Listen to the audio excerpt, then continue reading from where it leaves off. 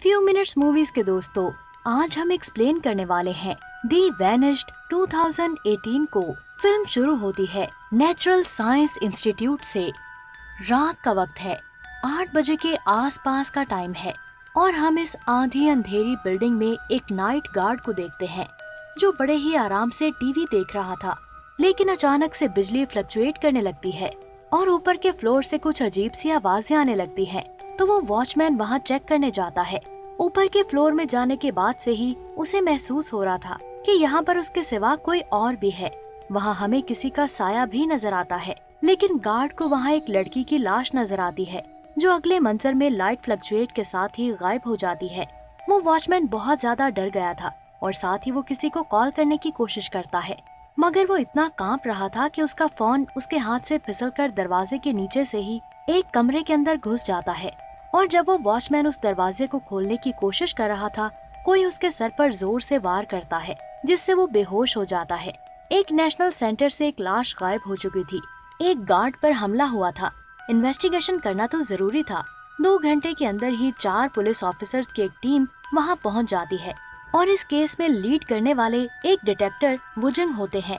पता चलता है कि जिस औरत की लाश चोरी हुई है वो एक कामयाब बिजनेस वुमन है जिसका नाम योंग था। उनकी एक फार्मास्यूटिकल कंपनी है।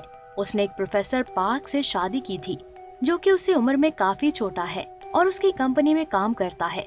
डिटेक्टिव वुजिंग उन्हें पुलिस स्टेशन बुलाते हैं और वो खुद प्राइमरी इन्वेस्टिगेशन शुरू कर देते हैं। उसे वॉचमैन से पूछताछ करने के बाद भी ज्यादा मालूमात नहीं मिली क्योंकि वो अभी इतना ज्यादा डरा हुआ है कि उसे तो अभी भी लगता है कि उसने भूत देखा था।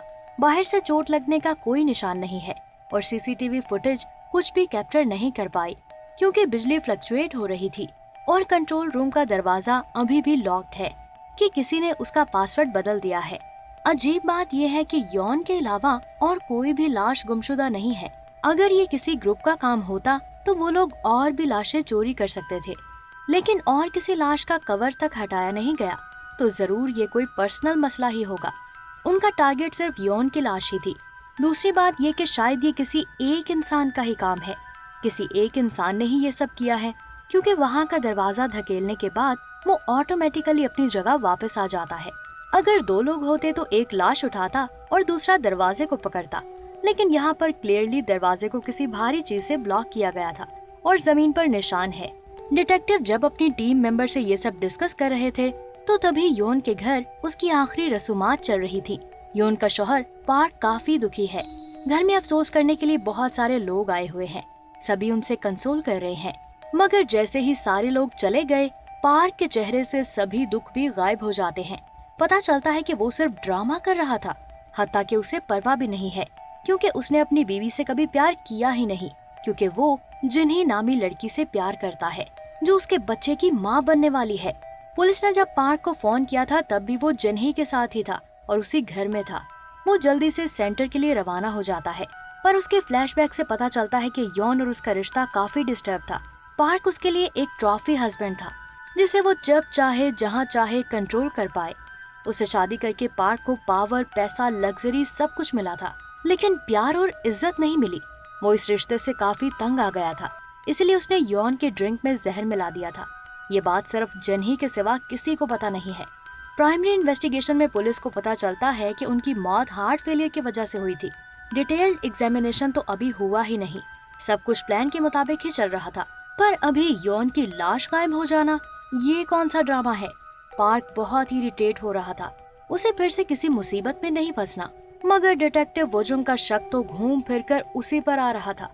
एक बार तो वो सही अंदाजा भी लगा लेते हैं कि शायद उसी ने ही अपनी बीवी को मारा है और अब अपना जुर्म छुपाने के लिए डिटेल एग्जामिनेशन से पहले ही लाश को गायब कर दिया है, क्योंकि यौन की मौत से फायदा तो उन्हीं का है। एक बार तो वो पार्क से ये भी पूछते हैं कि आज रात यहाँ पर आने से पहले आप कहाँ थे, क्योंकि उनको सेल फोन में ट्राई करने से पहले उन्होंने उसके घर में ही कॉल किया था, पर घर में तो पार्क थे ही नहीं। तो पार्क कहता है कि वो अपनी दवाई लेने गया था। डिटेक्टिव समझ जाता है कि पार्क झूठ बोल रहा है, क्योंकि उन्हें पार्क की कार से एक पार्किंग टिकट का टुकड़ा मिला था। दवाई लेने में इतना वक्त तो नहीं लगता कि उन्हें पार्किंग टिकट भी मिल जाए। इसी बीच डॉक्टर चा, जो एक फोरेंसिक डॉक्टर हैं, वो इस टीम को ज्वाइन करती हैं। उनके पास एक शॉकिंग थ्योरी थी जिससे हो सकता है कि यौन की मौत हुई ही नहीं थी।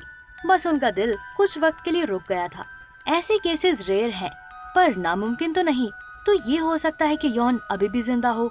वुजंग इस थ्योरी को नहीं मानते, लेकिन पार्क के एक्सप्रेशन से उनका शक और भी गहरा हो जाता है। लिटरली वो कुछ ज्यादा ही शॉक हो गया था।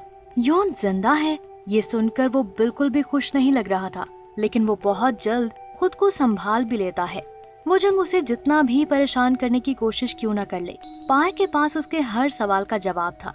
पर वुजंग भी काफी जिद्दी है। अगर यॉन का कोई दुश्मन था ही नहीं, तो कहीं ये तो नहीं कि पार्क का किसी के साथ अफेयर चल रहा हो, इसका यॉन को पता चल गया हो और इसीलिए पार्क ने उसका खून कर दिया हो। कहना पड़ेगा वुजंग का गेसिंग पावर काफी स्ट्रॉन्ग है। इस सवाल से तो पार्क के होश ही उड़ जाते हैं और उसके पास कोई भी जवाब नहीं होता। वो समझ चुका था कि यहाँ से निकलना आसान नहीं होगा, इसीलिए वो अपने वकील को कॉल करता है। कुछ वक्त के लिए उसे अकेला छोड़कर वुजंग उस चाह के साथ बातें करने जाता है। उसी टाइम लाइट्स ऑफ हो जाती है और पार्क जिस कमरे में बैठा था उसके ठीक पीछे ही लॉकर रूम था, जिसमें से एक लॉकर अपने आप ही खुल जाता है और पार्क को उसमें से एक बॉक्स मिलता है, जिसमें एक छोटी सी बोतल को देखकर वो बहुत ज्यादा डर जाता है, क्योंकि ये वही जहर TH16 है जिससे उसने यॉन का खून किया था। और वो बिल्कुल श्योर था कि उसने इस बोतल को डिस्ट्रॉय कर दिया था। तो ये यहाँ पर कैसे आया? वो चुपचाप उस बोतल को अपने पास रखने लगता है। तभी सब वापस आ जाते हैं और वुजंग भी उसे देख लेता है। वो उसके पास से उस बोतल को छीनकर उसे फोरेंसिक के लिए भेज देता है। आहिस्ता आहिस्ता उसे भी यकीन होने लगा था कि उसी ने ही यॉन का खून किया है, नहीं तो वो मर्डर वेपन छुपाने की कोशिश क्यों करेगा। मगर उसका बॉस उन सब बातों को मानने के लिए बिल्कुल भी राजी नहीं था। पार्क एक एलिगेंट पर्सनैलिटी है, ऊपर से विक्टिम का फैमिली मेंबर भी, उसे ऐसे हैरेस नहीं किया जा सकता। वुजंग के फोन का माइक्रोफोन खराब था, इसी वजह से इस बात को सभी लोग सुन लेते हैं, यहाँ तक कि पार्क भी। तो पार्क सोचता है कि अभी तो उसे छोड़ना ही पड़ेगा, मगर वुजंग फैसला करता है कि जो भी हो जाए वो पार्क को यहाँ से जाने नहीं देंगे जब तक लाश नहीं मिल जाती।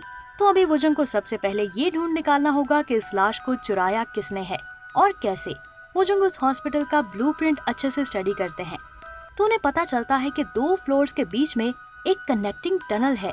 तो वुजंग अपने 2 ऑफिसर्स को उस टनल को ढूंढने के लिए भेजते हैं और एक ऑफिसर को भेजते हैं ये उनके वकील से बात करने के लिए, कहीं कोई जॉइंट प्रॉपर्टी का मामला तो नहीं। आखिरकार ढूंढने पर उन 2 ऑफिसर्स को वो टनल मिल जाती है। यहाँ से कोई भी आसानी से उस इंस्टीट्यूट के अंदर घुस सकता था और कंट्रोल रूम का पासवर्ड भी बदल सकता था। पता चलता है कि सभी CCTV कैमरा शॉर्ट सर्किट की वजह से डैमेज हो चुके हैं। किसी ने जानबूझकर एक केबल को तोड़ दिया था, लेकिन एक कैमरा अभी भी ऑपरेट कर रहा था, क्योंकि उसका लिंक उस हॉस्पिटल से नहीं है। ये एक सरकारी कैमरा है जो सिर्फ फ्रंट रोड की तरफ से ही फोकस करता है। उसकी रिकॉर्डिंग को देखकर उन्हें पता चलता है कि आज रात यहाँ पर उनके सिवा और कोई गाड़ी नहीं आई। मतलब ये कि चोर जो कोई भी था वो लाश को लेकर पहाड़ी रास्ते से पैदल चलकर गया था, लेकिन एक लाश को उठाकर पैदल चलना काफी मुश्किल होगा, तो शायद उसने लाश को कहीं आसपास ही छुपाया होगा। पार्क बाथरूम जाने के बहाने जन्ही को कॉल करता है, क्योंकि जन्ही ने मैसेज किया था कि एक अननोन नंबर से कोई उसे बार बार कॉल कर रहा है। पार्क उसे कोई भी फोन रिसीव करने से मना कर देता है और उसे भी कॉल करने से मना कर देता है, क्योंकि वो नहीं चाहता था कि जन्ही किसी मुश्किल में फंस जाए। लेकिन शायद मुश्किल में वो फंसने ही वाला था, क्योंकि बाथरूम में उसे एक इनविटेशन कार्ड मिला है जिस पर वो और यॉन एक साथ जाने वाले थे। ये कार्ड यहाँ पर किसी ने जानबूझकर रखा है। पार्क को भी अब लगने लगा था कि शायद उसके क्राइम के बारे में कोई जानता है, कोई उसे ब्लैकमेल कर रहा है, क्योंकि कुछ वक्त पहले ही उसने तारीख देखी थी 20 जुलाई 2007, लेकिन ये तो 2017 है। हमें नहीं पता था, लेकिन उस तारीख का कोई सीरियस मतलब तो जरूर है, वरना उस तारीख को देखकर पार्क इतना डर तो नहीं जाता। दूसरी तरफ हमें पता चलता है कि पार्क और यॉन का उनकी शादी से पहले ही एक पेपर साइन हुआ था, जो काफी इंटरेस्टिंग था। लेकिन इससे भी ज्यादा हैरानगी की बात यह है कि यॉन के वकील को यॉन की तरफ से हाल ही में एक मैसेज मिला है, जिसमें उसने अपने वकील को अपने ऑफिस में बुलाया है। It's really strange. लेकिन फिर भी वकील उस डिटेक्टिव के साथ यॉन के ऑफिस जा पहुंचता है और वहाँ पर उन्हें कुछ एनवेलप्स मिलते हैं। अब जैसे कि हमें पता है कि वुजंग का फोन खराब है, तो ये सारी बातें पार्क सुन लेता है और वो और भी ज्यादा पैनिक करने लगता है। पता नहीं क्यों उसे लग रहा था कि शायद यॉन जिंदा है, शायद डॉक्टर चा जो कुछ कह रही थी वो सच है। अचानक से फायर अलार्म ऑन हो जाता है और चारों तरफ पानी गिरने लगता है, तो हर तरफ हड़बड़ी मच जाती है। उस मौका का फायदा उठाकर पार्क जिनी को फिर से एक बार कॉल करता है वो जिन्ही से उस नंबर के बारे में पूछता है जहाँ से उसे बार बार कॉल आ रही थी और पता चलता है कि ये नंबर यॉन का है। मतलब उसने सही अंदाजा लगाया था। हो सकता है कि यॉन को पहले से ही TH16 के बारे में सब कुछ पता था। उसने शायद एंटीडोट इंजेक्ट कर लिया था, इसीलिए अब कुछ वक्त के लिए उसका दिल रुक गया था और अभी वो फिर से बदला लेने के लिए वापस आ चुकी है, क्योंकि ऑफिस के बाहर उन ऑफिसर्स को एक लड़की के फुटप्रिंट्स मिले हैं। हो सकता है कि उसने ही 20 जुलाई की तारीख फिक्स की होगी, क्योंकि सिर्फ उन दोनों को ही इस तारीख की अहमियत पता है। पार्क जिन्ही को अलर्ट कर देता है, मगर वो खुद इतना ज्यादा डरा हुआ था कि उसे अभी अपने आसपास यॉन दिखाई दे रही थी। वो जिन्ही को और कुछ कह पाए इससे पहले उसका फोन खराब हो जाता है और वुजंग भी उसे फोन करते हुए देख लेता है। गार्ड्स को बाथरूम से सिगरेट मिला है जिसने उस फायर अलार्म को एक्टिवेट किया था। इस ब्रांड का सिगरेट पार्क ही लेता था, तो वुजंग का शक पार्क पर ही जाता है। क्या सच में पार्क ने यॉन की लाश चुराई थी या कोई पार्क को फ्रेम करने की कोशिश कर रहा है? जब से वुजंग को TH16 जहर के बारे में पता चला है तब से उसे पार्क पर शक है। पार्क को एक लाश के कवर के अंदर से एक फोन मिलता है। उसमें यॉन की कॉल आ रही थी, लेकिन कॉल उठाने पर कोई जवाब नहीं मिलता, बल्कि पार्क को एक मैसेज मिलता है जिसमें यॉन ने उसे अपने सीक्रेट प्लेस में मिलने के लिए बुलाया है। वुजंग को उनके एग्रीमेंट के बारे में पता चलता है, जो कि पार्क के खिलाफ एक सबूत था, क्योंकि उस एग्रीमेंट में साफ साफ लिखा है कि अगर पार्क किसी अफेयर में इन्वॉल्व हो, यॉन पर उसका कोई भी राइट नहीं रहेगा। ये तो पार्क को भी पता था, इसीलिए तो उसने यॉन को मार डाला। पार्क पर शक के बिना पर यॉन ने प्राइवेट डिटेक्टिव को भी हायर किया था और उस डिटेक्टिव ने पार्क को जिन्ही के साथ कई बार देखा था। हत्या के लिफाफे में मौजूद रिकॉर्डिंग से ये कंफर्म हो चुका था कि पार्क ही खूनी है, बस उसका इतराफ करना बाकी था। कोई पार्क को उसकी और जिन्ही की तस्वीरें भेज रहा था, जिससे वो डर जाता है। वो जिन्ही को अलर्ट करने के लिए कॉल करता है, पर इससे पहले ही कोई उस पर हमला कर देता है। वो उसे बचाने के लिए वुजंग से अपने अफेयर्स के बारे में बताता है। वुजंग कुछ ऑफिसर्स को जिन्ही के घर भेजता है, पर वहाँ कोई नहीं होता। वो घर कई अरसा से बंद पड़ा था। पार्क के मुताबिक जिन्ही से उसकी मुलाकात यूनिवर्सिटी में हुई थी, पर उस यूनिवर्सिटी में जिन्ही नाम की कोई लड़की नहीं थी। वो वुजंग को कहता है कि यॉन जिंदा है और वही ये सब कर रही है, पर वो उसकी बात पर यकीन नहीं करता। वुजंग पार्क से उसका इतराफ मांगता है, पर पार्क वहाँ से भागकर उस सीक्रेट प्लेस पर जाता है। वुजंग ने पार्क की कार में ट्रैकिंग डिवाइस रखा था और उसी के जरिए वो पार्क को फॉलो करता है। पार्क जंगल में पहुँचता है और वुजंग भी वहाँ पहुँचकर उसे सुंगी की तस्वीर दिखाकर उसे सुंगी की लाश के बारे में पूछता है। पार्क हैरान रह जाता है। सुंगी दरअसल वुजंग की गर्लफ्रेंड थी। 10 साल पहले 20 जुलाई को जब वो अपनी बहन के साथ घर लौट रही थी तो एक गाड़ी उसे ठोकर मारती है। फिर ना सुंगी की बहन मिली और ना ही सुंगी की लाश।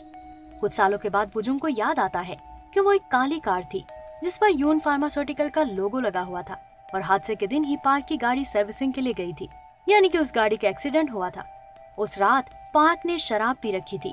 उसकी गलती की वजह से ही हादसा हुआ था, पर उसके बाद भी सुंगी जिंदा थी। पार्क उसकी मदद करना चाहता था, पर योन उसे रोक लेती है।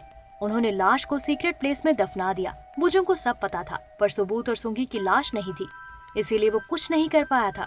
और वो प्लान बनाता है जिसमें हा योन, जो कि असल में जिनी थी, वो उसकी मदद करती है। उसने पार्क के साथ प्यार का ड्रामा करके उसके हाथों उसकी बीवी योन को मरवा दिया था।